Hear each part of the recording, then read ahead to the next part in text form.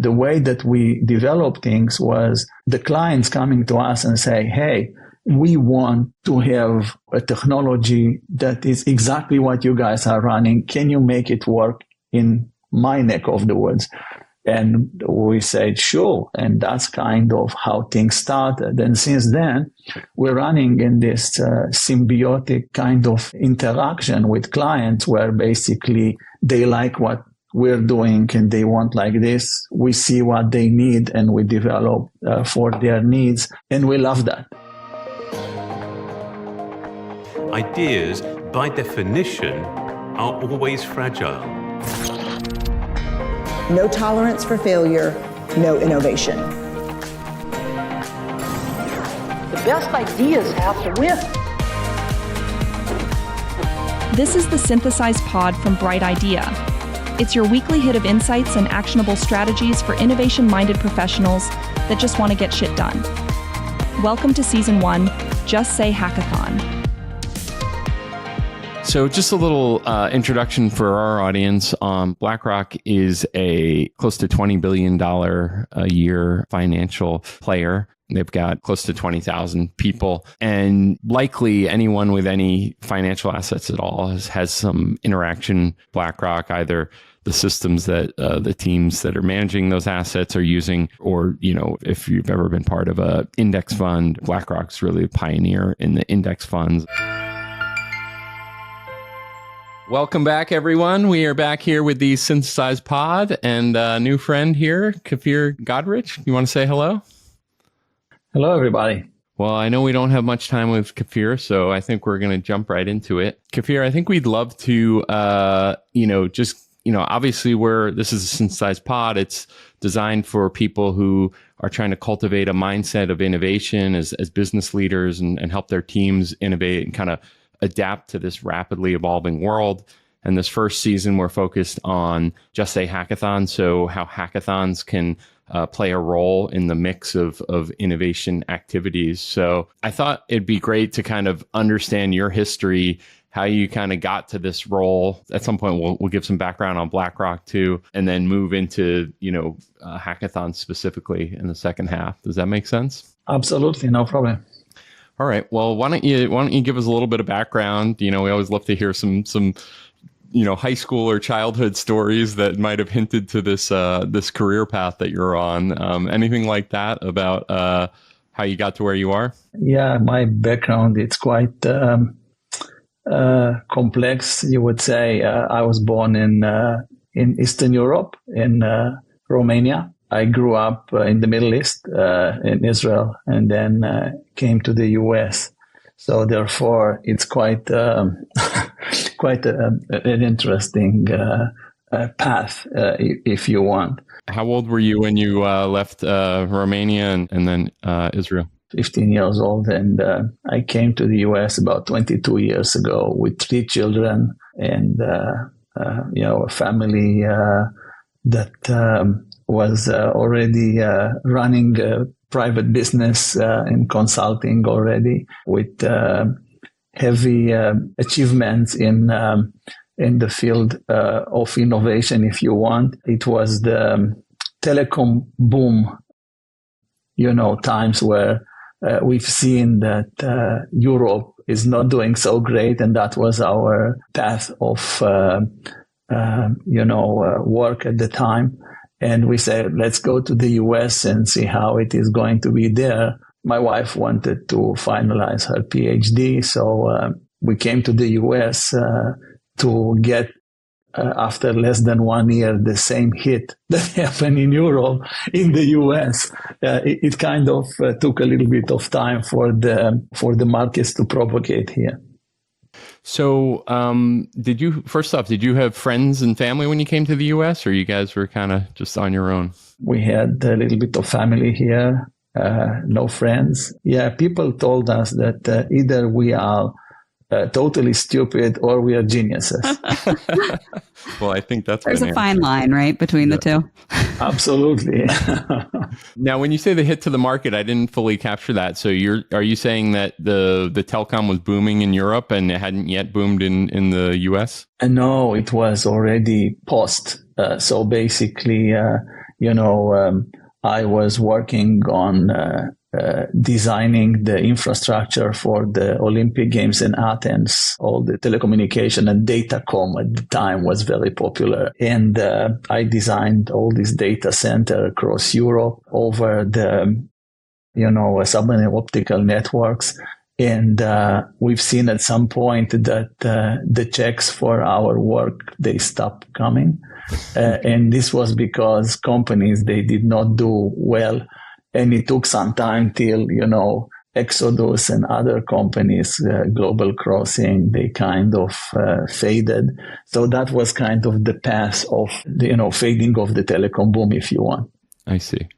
So already you have the technical depth, but you're kind of intersecting that with market savvy and kind of how these tech markets kind of tend to come and go a little bit, and you can kind of play those waves a little bit. Yeah. So you have the understanding, you read the history, but you don't understand, you're living them. That's kind of, nowadays people will correlate that to mindfulness. Being in the moment, right? Being in the present. It's kind of what people will correlate that to. But, it was kind of the same things like when I left Romania, it was the times where the communist times were kind of getting to an edge. You would go into a store and you would ask, do you guys have meat? And they would tell you, no, here we don't have fish. The other store, they don't have meat. Basically, everything, all the stores, everything was empty. There was nothing. The communist times at that point where pretty much you could buy a bread a day with a ticket. And for your family, if you had visitors from another city, good luck with this. You need to have good neighbors. Otherwise, you had the problem. That was kind of the big signs and the big noise of something it's about to happen. And then, of course, things happen. And kind of the same things, they happen with technology. All these waves, people are very much familiar with the S waves of innovations and how we're going from early signs of a good idea to the development of that idea, to the democratization of the idea, socialization of the idea. And then, boom, you hit and it becomes in the center of everything. People pay less attention about the economics running in parallel with these ideas and how these things, they are propagating through markets. For me, I got to pay more attention to that following an advice from Mark Hurd at HP, which was, quite late in my career, where basically he said, you might want to take a look at this book from, Carlota Perez at the time, that, she was kind of correlated, this notion of technoeconomics. And it's good for people to pay attention to that. It kind of helps you with perspectives, being a technologist. And in particular, when you're looking at the cost of things, I was always very close to how much things cost in technology as a sign of or understanding of what is really important, what is hot and what is not. It gave me the ability to get a little bit more, if you want, the macro of the technology, macroeconomics of technology, which was kind of an interesting point of view, in particular because at the time, we were doing about 24 acquisitions a year. And being part of these processes, you wanted to make the optimization of these acquisitions at the point of time, being a company at the time of something like Hewlett Packard, I don't know, around $130 billion at the time. When do you make these acquisitions? The size of the acquisitions matters. And, history talks, right, from the different good acquisitions to, say, autonomy acquisition. There is a lot of spectrum, and we learned a lot. There's so much there in what you just said. I feel like there's 5 threads we could follow up on. I mean, obviously, socialism, capitalism is kind of on everyone's lips and minds these days. I don't know if we want to get into the politics of all that. Absolutely not.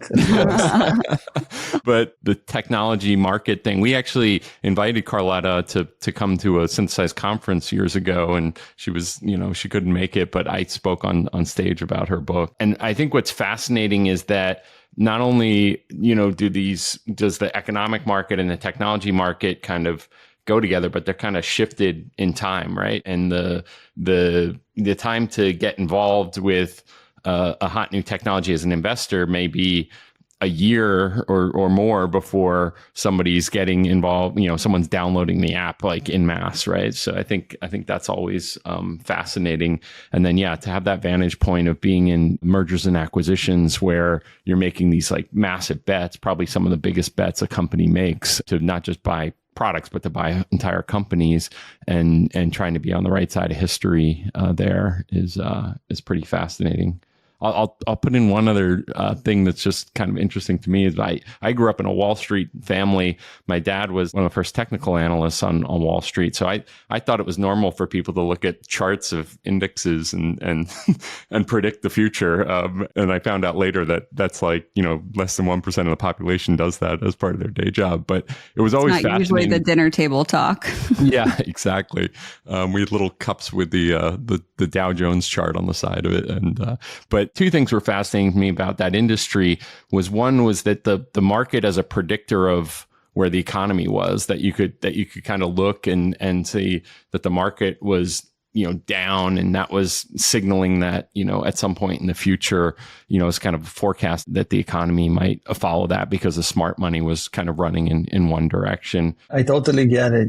My family, we never talked about economics or any kind of financial charts. It was all about engineers. In engineering, I'm talking about since we have our 3 children, and only one child is not coding in the family, and she might be the smartest of all of us in the arts and filmmaking industry. But is she the youngest? She's the youngest, of course.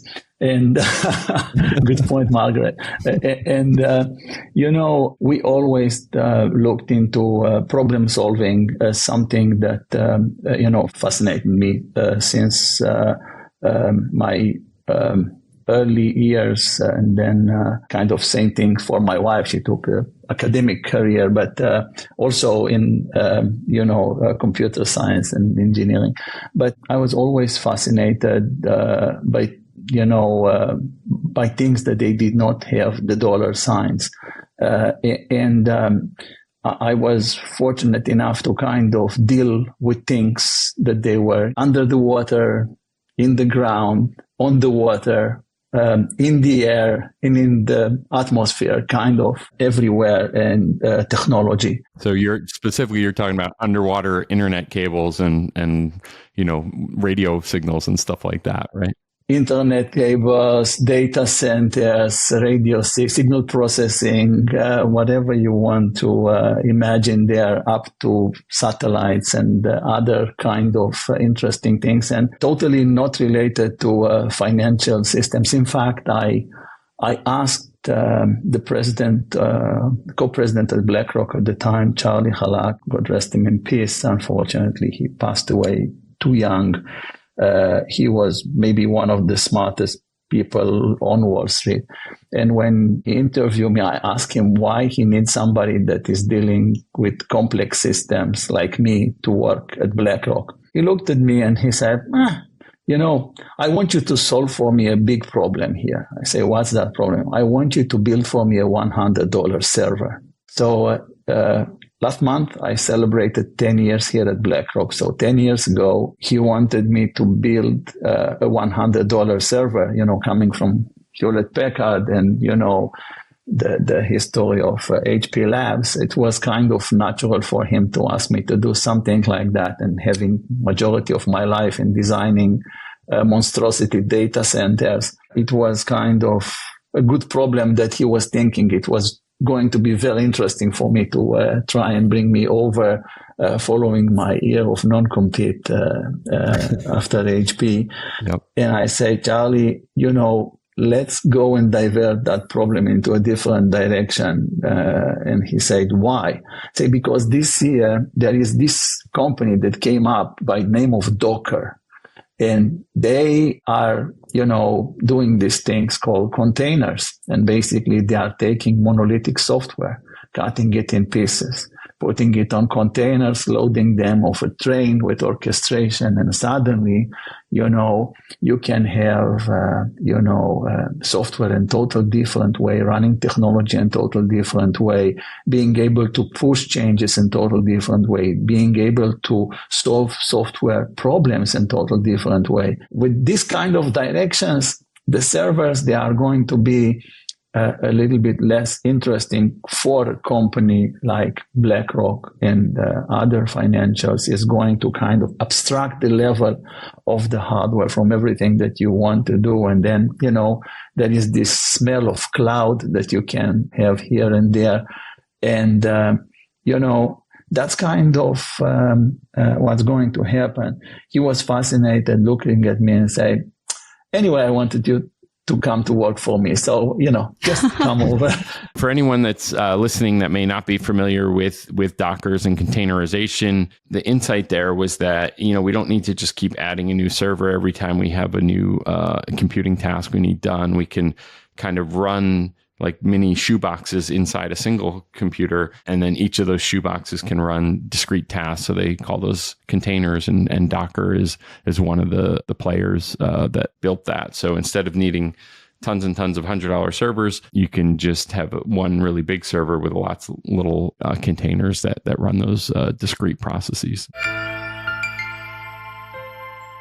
So that's kind of BlackRock was not the place that I was looking to go next, but I was fascinated by the part that was more stealth at the time, everything that led to the development of our Aladdin software, and how basically I was at the session with the head of innovations of Amazon, and he mentioned there that 80% of their innovation is coming from their clients. Here at BlackRock, I can tell you that even the name of Aladdin derivates from clients' interaction. The way that we developed things was by the clients coming to us and say, hey, we want to have, a technology that is exactly what you guys are running. Can you make it work in my neck of the woods? And we said, sure. And that's kind of how things started. And since then, we're running in this symbiotic kind of interaction with clients where basically they like what we're doing and they want like this. We see what they need and we develop for their needs. And we love that. Even the latest acquisitions that we did and the additions on the platforms to Aladdin, it was kind of with the same concept of client. It's everything, I think Larry is always using, be a student of the client, be a student of the markets. And we added after the years, be a student of technology here. This is very, very important for us because innovation, and people, they are talking about it and giving it 10,000 definitions. And you can go and try and find your favorite, definition for it. It happens at edges, when you find d something over dt or d, kind of a derivative of something. Clients, they are creating these derivatives all the time. Markets, you mentioned your family looking at the charts. Certainly, you were looking at these changes. You were looking, and wherever these changes happen, something innovative is happening for either keeping the curve there going down or changing directions and making it go up. And that requires a certain level of intervention, aka innovation, right? So That's kind of something that we've been always fascinated here. When you were younger, there was a focus on engineering and not economics. Is there anything more there if we turn that rock over? What was that? It was just your parents, steered you that way, or that was seen as more valuable, or that was just the way things were? No, I grew up in Israel. At the time, it was a very strong focus on technology. I served in the military and studied in parallel, electrical and computer engineering. Mm-hmm. And I was literally lucky enough to kind of being asked very, very young to design very large systems, mm-hmm. where at the time, from my point of view, it was almost like, no financial walled gardens, if you want. Go and build the best system for doing that. When you have that kind of things, or sometimes the other type of things where you face a problem and say, we need to solve that problem, go all over the world, learn whatever it's available out there, and make sure you solve that problem. This is giving you a total different perspective. And it always, of course, it has an envelope of dollars, and we always work with budgets. I think I'm kind of proud to say that I always been, on budget in everything that I manage, throughout all my career. I understand and I have huge amount of respect for the economic boundaries, and finding the right technological solution into the boundaries of economics. It's challenging. But you will find out sometimes that even without economical boundaries, technology is tough enough to deal with things. So,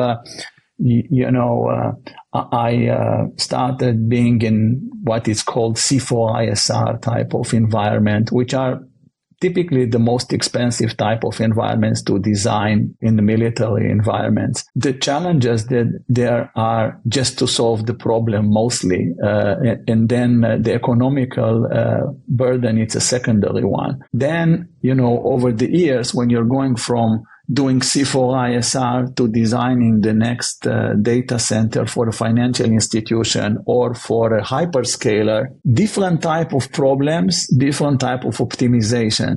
Each one of these problems has a different optimization path. In one, it's we want to get there in a certain modular way with the cheapest type of hardware possible to achieve a certain capability of compute that is going to be on demand with capabilities of scaling that they are synchronized to this time unit. Mm-hmm. On the other is we want to run the most reliable type of environment that it's possible to build in the world with the highest availability for our systems. Have a nice, good luck with that.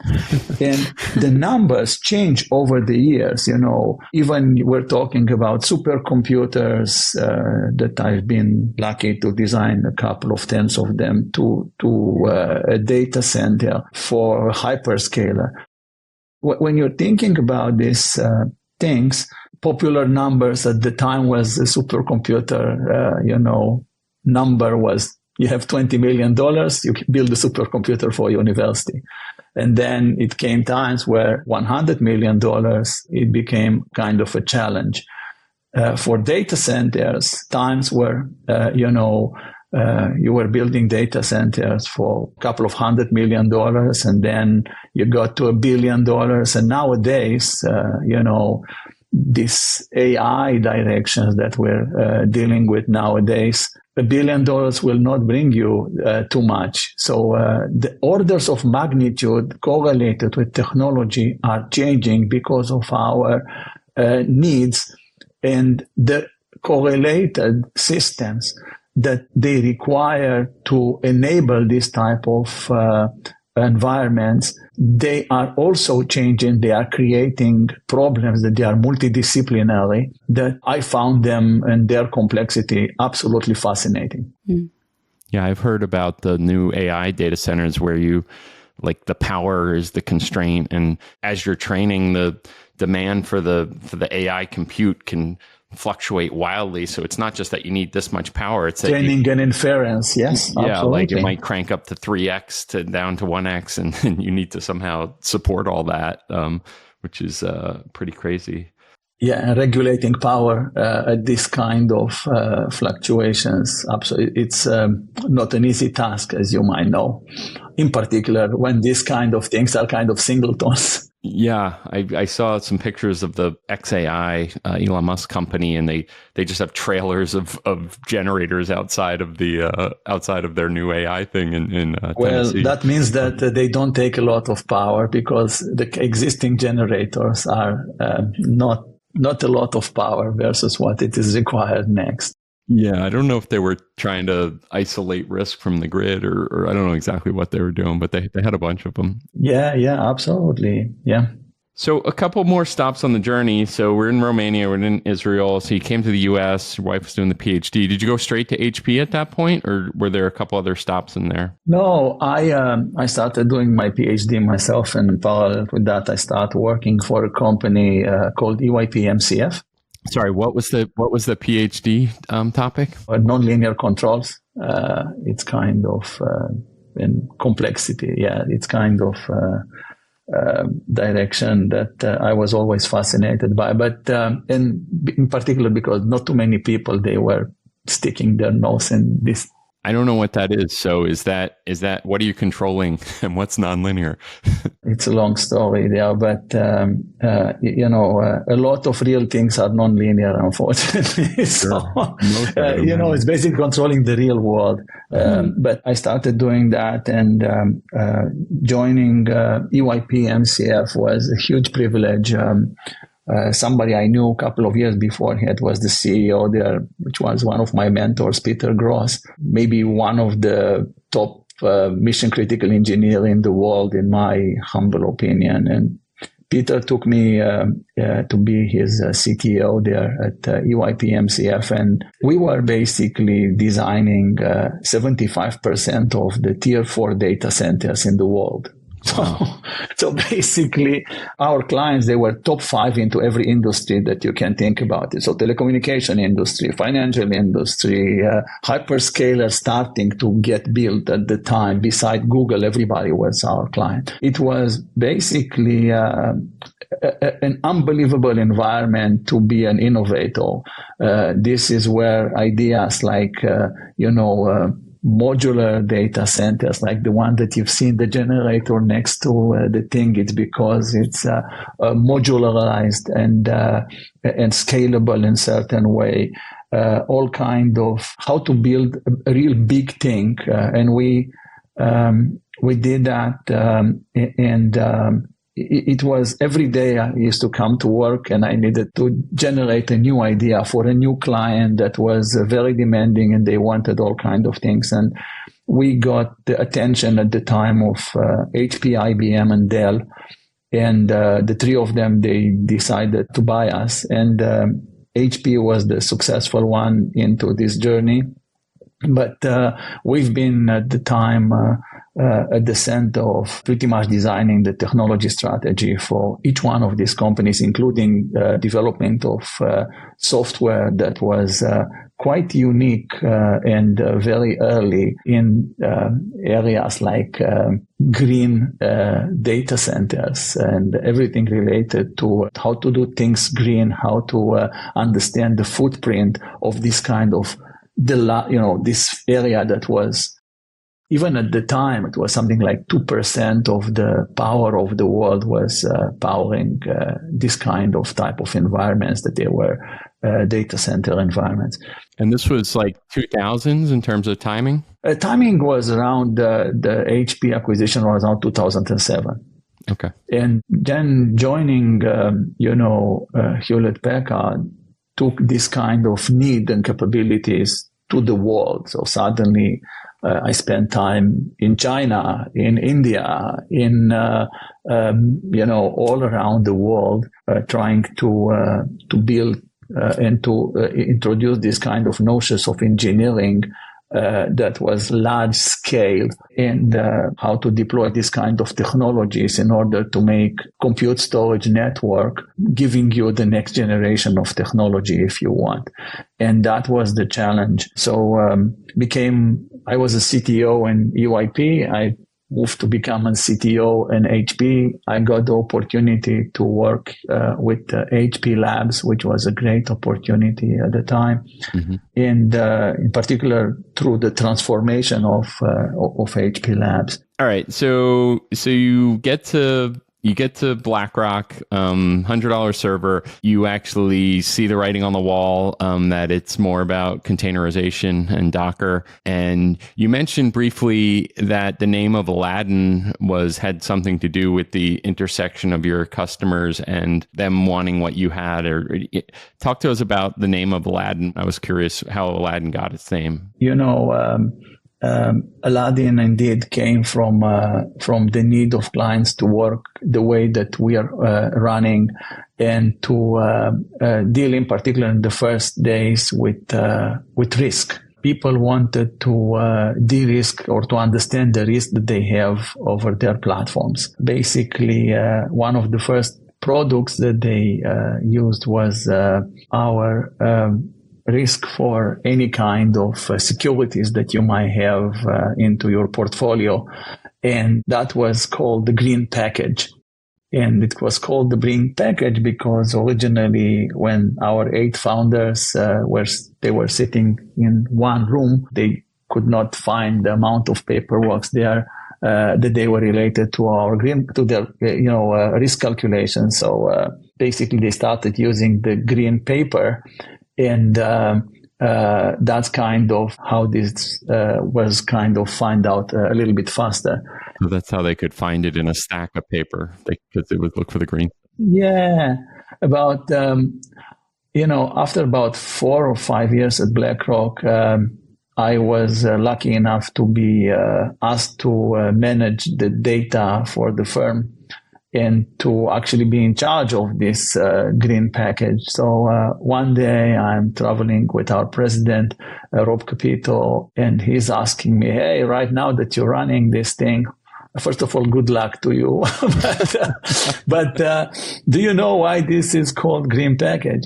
So I told him, yeah, I heard this story, about the way, you guys could not find the risk papers and risk reports and say, no, that's not exactly true. And I say, what do you mean? This is what's going on. It's a cultural story.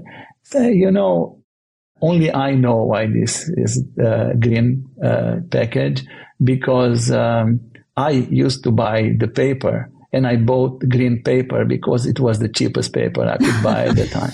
So, there is a lot of stories and there is a lot of reality. So that's kind of how it works. But clients wanted to do this kind of thing. So we want to provide the clients, in particular, if you think about the chief investment officer in a firm, the ecosystem of a day in his life. So if you think about it, they are getting their risk reports in the morning.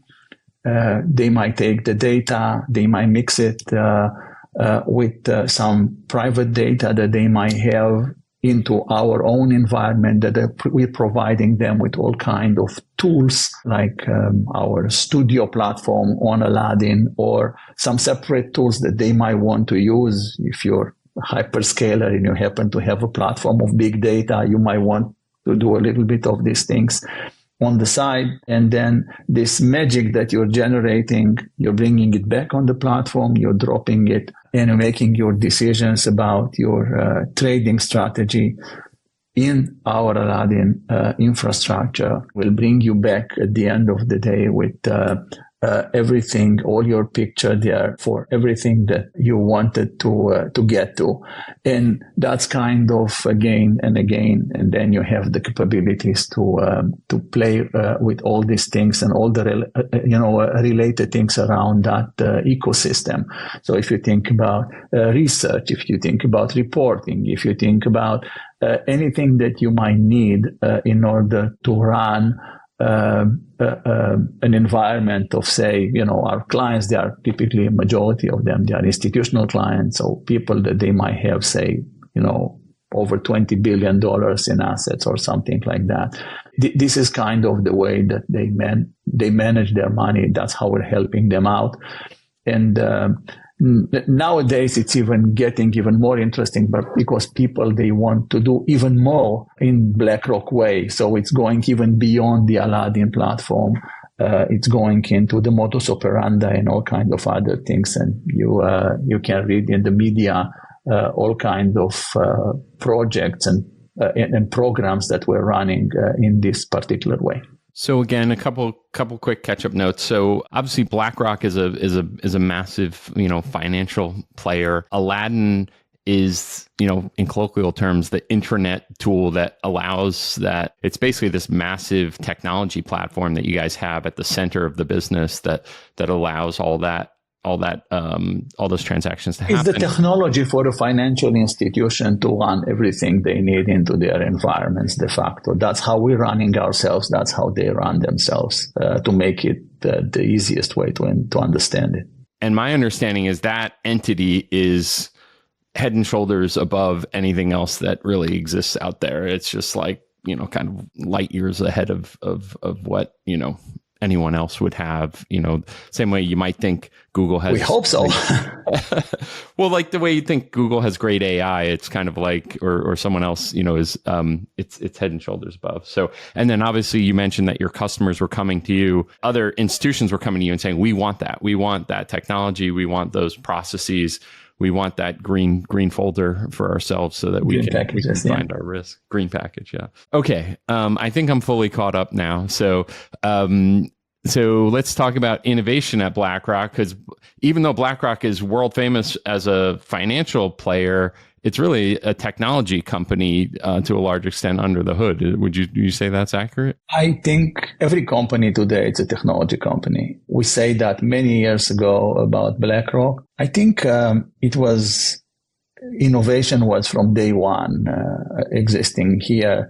I was managing innovation at Hewlett Packard, and when I came to BlackRock, I was asking, do you guys have any kind of chapter of innovation? And I was asked, what are you talking about? We are just doing innovation. We don't have time to create chapters.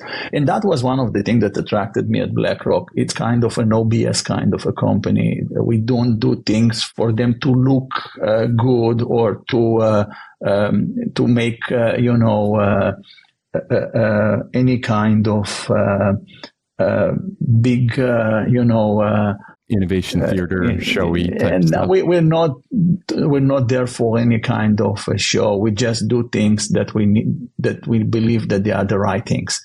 So this is why when I was asked about a year ago to take this kind of a position, it was kind of a very interesting direction for me to be able to kind of put this chapter in the center of the firm, and for the firm to focus in that particular thing, it had to have certain levels of or certain ingredients, if you want.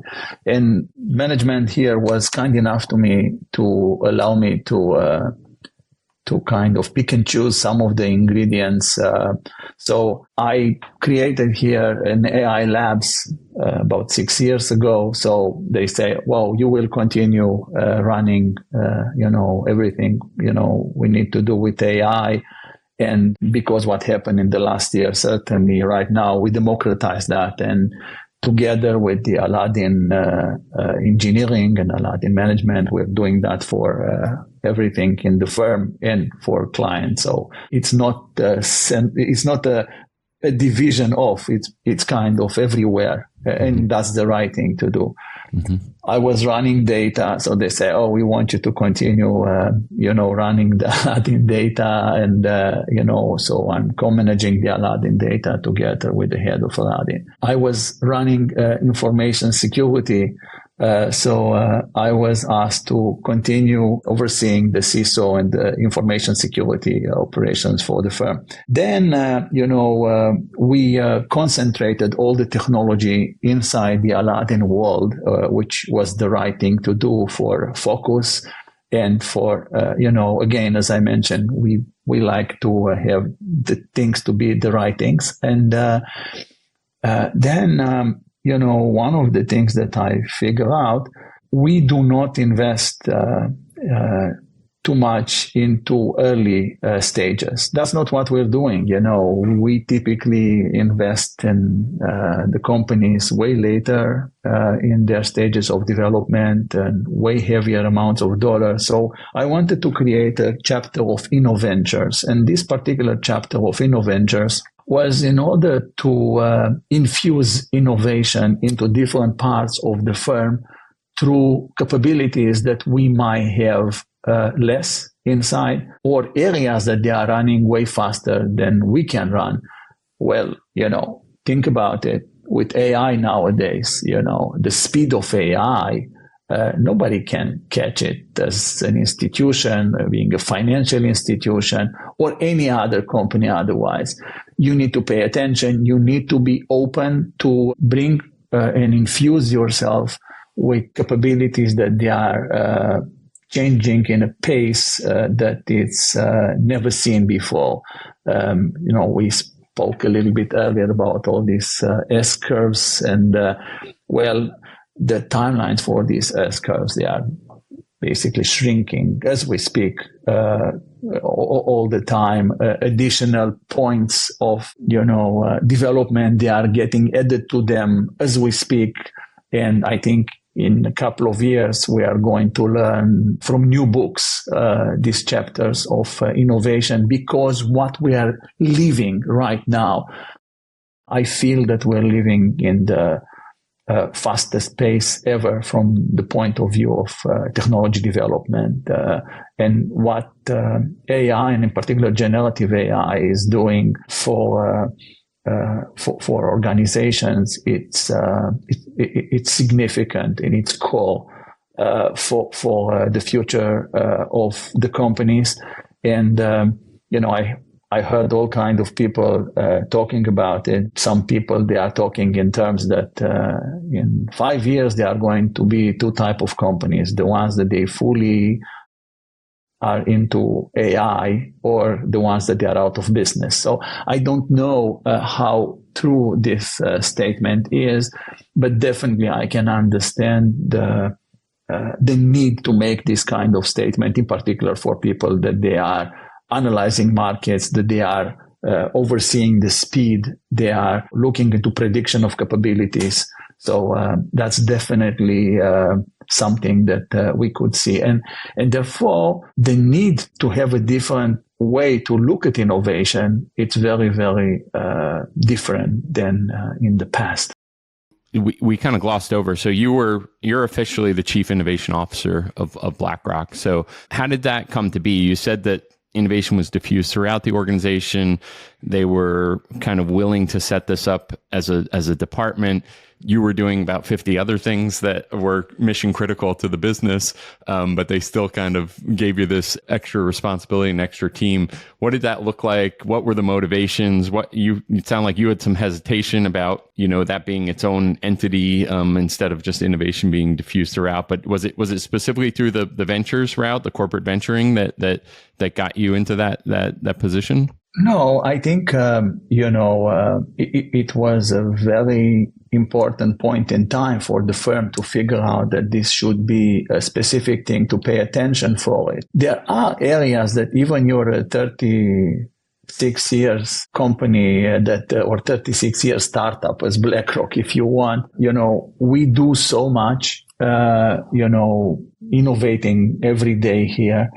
But then take a look into an analyst sitting on a floor, and they want to ask a question. They are as good as their network is. And if they are new to the firm, and nowadays a significant amount of people joining us, they are new to the firm, how they are going to do it. So to have a platform of innovation was one of the first things that we wanted to do. So here is motivation, how only by, focusing a little bit on innovation, you would understand that it is a need for that. So we looked into different platforms and we came to this platform called Bright Idea. And we basically said, I'm going to basically democratize ideation and to bring it as up as possible. Because beforehand, we used to have hackathons, and hackathon, it's a great tool, but it's once a year. And therefore, when you run hackathons once a year, or you're running all kinds of sprints, that they are a little bit less, inorganic, if you want. But suddenly you can bring an idea very, very fast, and people can look into it and have an opinion about, this particular idea. You can connect ideas together. Since this is a platform that we're paying attention to it, if you want to develop IP, then it is one of the fastest way to get attention to say, hey, we see these things on the platform. Would you guys consider it, patented? Oh, sure. Okay, we'll sponsor that. So suddenly you create not only an ecosystem that you're democratizing fast ideation, but you are also adding additional layers to that. They were inexistent before. So again, this particular idea to reality, if you want, this kind of speed is something that I'm very happy that we were able to add to our existing capabilities in the firm. Hackathon, this whole idea, we have Aladdin for institutions, as I mentioned to you. But through the hackathon, a bunch of guys, they came a couple of years ago and they say, why don't we do that for wealth? And suddenly they developed this Aladdin for wealth. And now it's a significant part of our business where basically we're offering an Aladdin for wealth engine to a lot of institutions that they need that. And it's something that came out through a hackathon. And it's a beautiful thing to talk about it.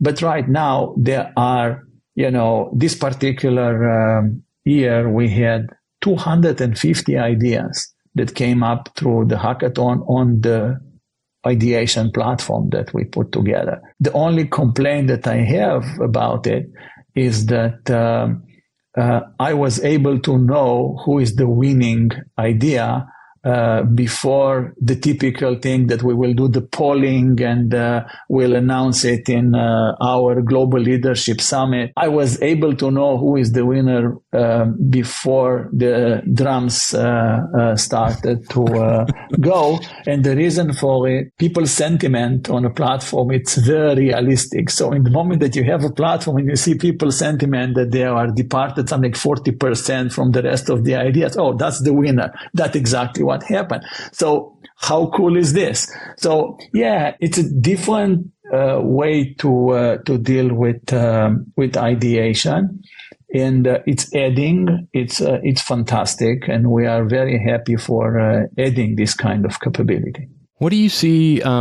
You're obviously been ahead of many curves in the past. What do you see as the future of all this? Where just like you guys ask your customers where Aladdin can go next. What do you see as where the future of these platforms to kind of support this ongoing innovation activities? Where can that all go? I think that the innovation path is changing. Certainly, in the moment that you have this kind of capabilities of generative AI and everything is becoming prompt-based, you are able to create, an interaction with knowledge that it's way more significant and faster than ever before. You can have a discussion with an LLM. You can have a discussion with an LLM that it's more focused towards what you're looking at. And therefore, I think that platforms, they are going and they must have way more capabilities of prompt interaction. And the platforms over time, they might go into the very next future. If my humble opinion is they might offer prompt paths in order to get faster to a certain type of ideation. So basically, prompting is not natural to people. Nowadays, I think maybe a year ago, the hottest topic was we're looking for prompt engineers. Yep. Now, when prompting became a little bit more wider understood, the next thing it will be, in the correlation of ideation, it will be how do I get from an idea, or how do I check my ideas?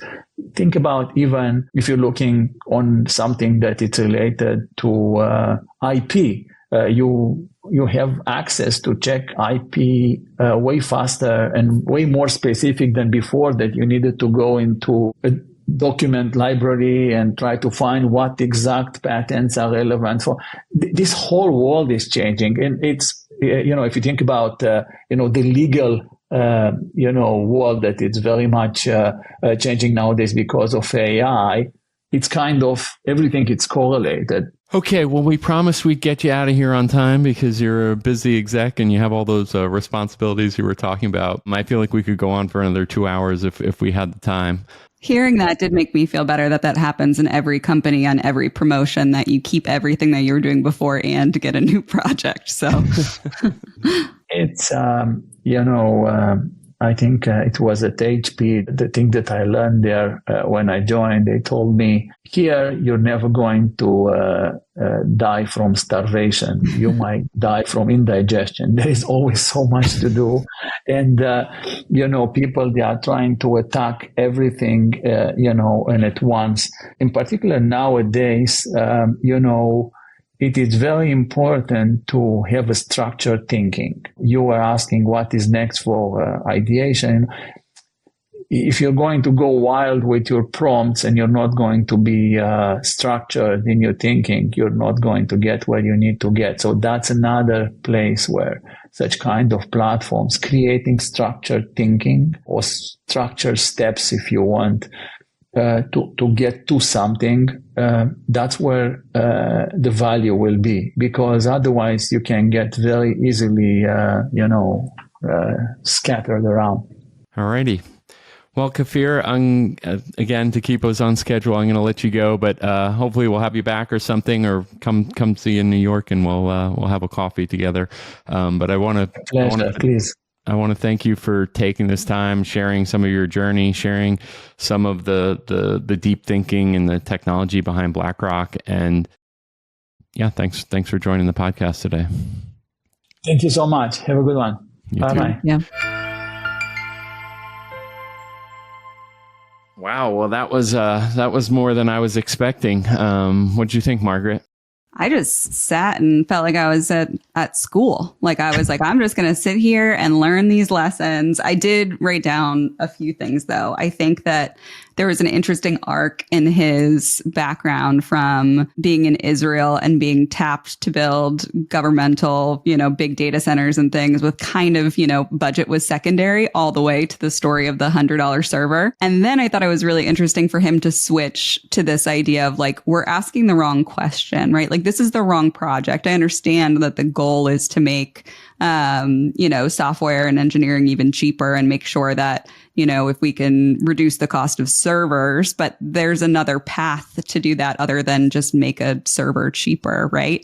And so I think that was an interesting kind of like, innovation core ethos, which is, are we even asking the right question here? And then a couple other things that I picked up on. It feels like throughout our conversations, these organizations really have innovation embedded in their DNA. Oftentimes these programs will spring over, like sounds like BlackRock, it sprung out of something that was just core to the identity of the organization that then they wanted to harness and focus a little bit more. But it does feel like we're talking to a lot of innovation first companies and not necessarily people that or companies that realized that they needed to install innovation into their company. It was just like, how do we make sure that this thing that naturally exists is tended to? I'm going to look up what nonlinear controls is because I want to know what he got his PhD in.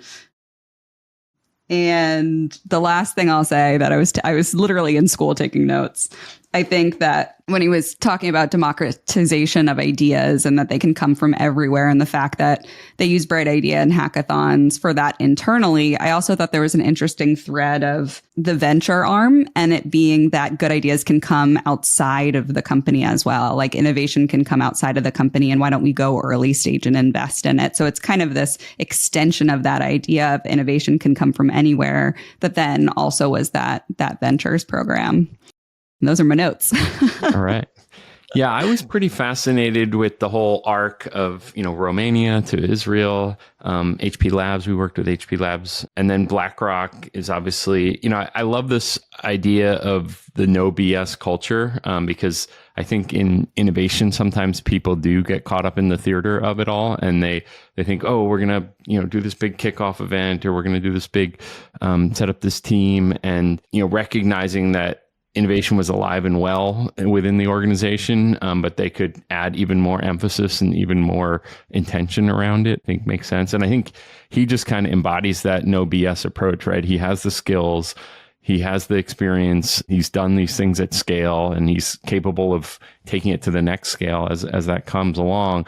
It's not some disjointed, disconnected thing. It's all kind of part of the core engine and moving forward. So I thought that was really, really cool. I feel like it's going to take me a day or two to process everything that we covered. Yeah, I just think it's fascinating that how much technology. He said every company is a technology company, and how much when you talk with him, you feel like you're there in the data center, and the fans are burring in the background. So it's nice to know there are people like that who've had that trajectory that are kind of keeping all that stuff moving and moving forward and evolving. Because I can't imagine that the challenge to you have this massive install base, massive infrastructure, and then something like AI comes along, and you have to think about what needs to be reevaluated, what needs to be retooled, refactored. It just seems like an incredible challenge. And especially in these sensitive sectors like, the financial world or healthcare or whatever it is. And I was even thinking about how with both, BlackRock and them having Aladdin with, and a customer base of folks that are using that, I'm thinking of, the data privacy of that is just feels like I might stay up at night and it's not even my problem. And I would just think about the data privacy, the complications of that world. So I'm glad it's not my day job, but I was really loving to sit and have a peek into his brain and his life and how he views these things. It was absolutely fascinating. Yeah, it's been really cool to do this whole series because even though we're talking about Hackathon every time, 1 minute we're talking about molecules in a petri dish, and the next minute we're talking about 100x scale global financial systems, and we're talking about whatever nonlinear controls are. But I will get to the bottom of that. So, yep. All right. Well, another good one in the books, Margaret, and I guess we'll talk to you next week. Yeah. See you next week. Have a great one. Bye. Thank you for listening to the Synthesize Pod. For more resources on how to bring innovation to the forefront of your organization, sign up for our newsletter at brightidea.com. That's brightidea.com. And don't forget to subscribe so you never miss an episode.